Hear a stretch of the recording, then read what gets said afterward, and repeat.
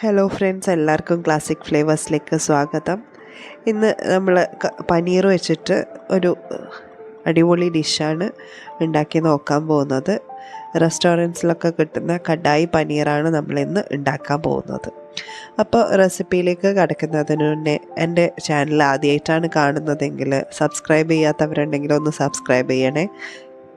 Videos ഇഷ്ടപ്പെടുവാണെങ്കിൽ like ചെയ്യാനും share ചെയ്യാനും മറക്കരുത്.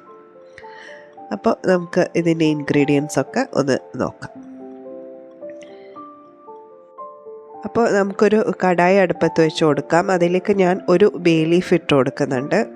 അതേപോലെ തന്നെ ഒരു ചെറിയ കഷ്ണം പട്ട ഇട്ട് കൊടുക്കുന്നുണ്ട്. പിന്നെ 3-4 ഏലക്കായ, 2-3 ഗ്രാമ്പൂ, പിന്നെ 1 ടീസ്പൂൺ മുഴുവൻ കുരുമുളക്, 3 ചുമന്ന മുളകാണ് ഇട്ട് കൊടുക്കുന്നത്. കശ്മീരി ആണെങ്കിൽ നിങ്ങൾക്ക് ഒരു 6 വരെയൊക്കെ ഇട്ട് കൊടുക്കാം. പിന്നെ 2 ടീസ്പൂൺ മല്ലിപ്പൊടിയാണ് ഇട്ട് കൊടുക്കുന്നത്. മുഴുവൻ മല്ലിയാണെങ്കിൽ 1 ടേബിൾ സ്പൂൺ ഇട്ട് കൊടുത്താൽ മതി.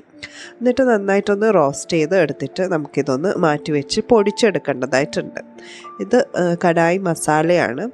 അപ്പോൾ ഇനി അതേ കടായിൽ തന്നെ 1 ടേബിൾ സ്പൂൺ ഓയിൽ ഒഴിച്ചു കൊടുക്കുന്നുണ്ട്. എന്നിട്ട് നമുക്ക് എല്ലാം ഒന്ന് ഫ്രൈ ചെയ്തെടുക്കണം, പനീറും ക്യാപ്സിക്കവും സവോളയും. അപ്പം ഞാൻ 200 ഗ്രാം പനീറാണ് എടുത്തിരിക്കുന്നത്. അതൊന്ന് ആദ്യം ഫ്രൈ ചെയ്തെടുക്കുന്നുണ്ട്. അതേപോലെ ക്യാപ്സിക്കം ജസ്റ്റ് ഒന്ന് സോട്ട് ചെയ്തിട്ട് എടുക്കുന്നുണ്ട്. ആ ഒരു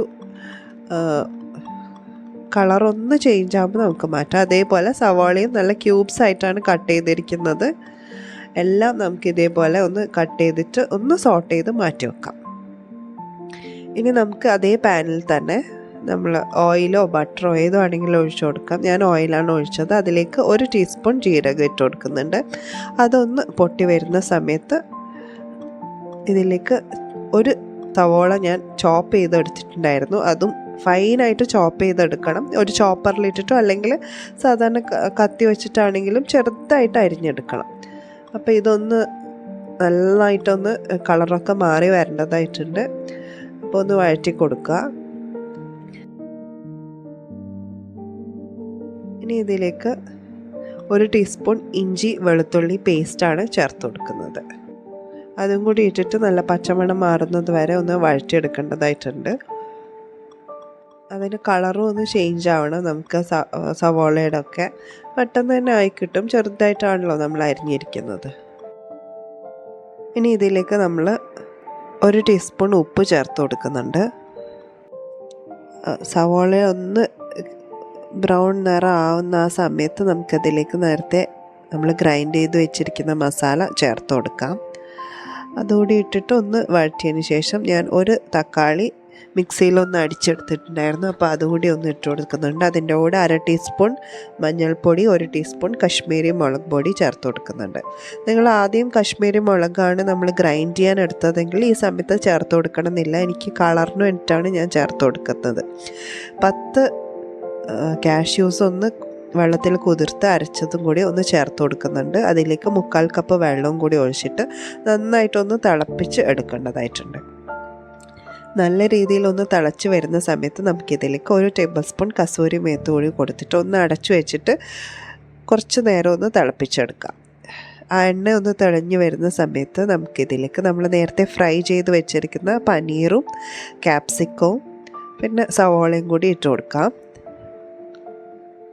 എന്നിട്ട് വീണ്ടും ഒന്നുകൂടി ഒന്ന് മിക്സ് ചെയ്ത് കൊടുക്കാം. ഇത് കുറേ നേരം ഒന്ന് കുക്കാവൊന്നും വേണ്ട. അപ്പോൾ നമ്മുടെ ആ ക്രഞ്ചിനെസ്, വെജിറ്റബിൾസിൻ്റെ ക്രഞ്ചിനെസ്സൊക്കെ പോവും. അപ്പോൾ ഇനിയുള്ള പ്രോസസ്സൊക്കെ പെട്ടെന്ന് ചെയ്തെടുക്കണം.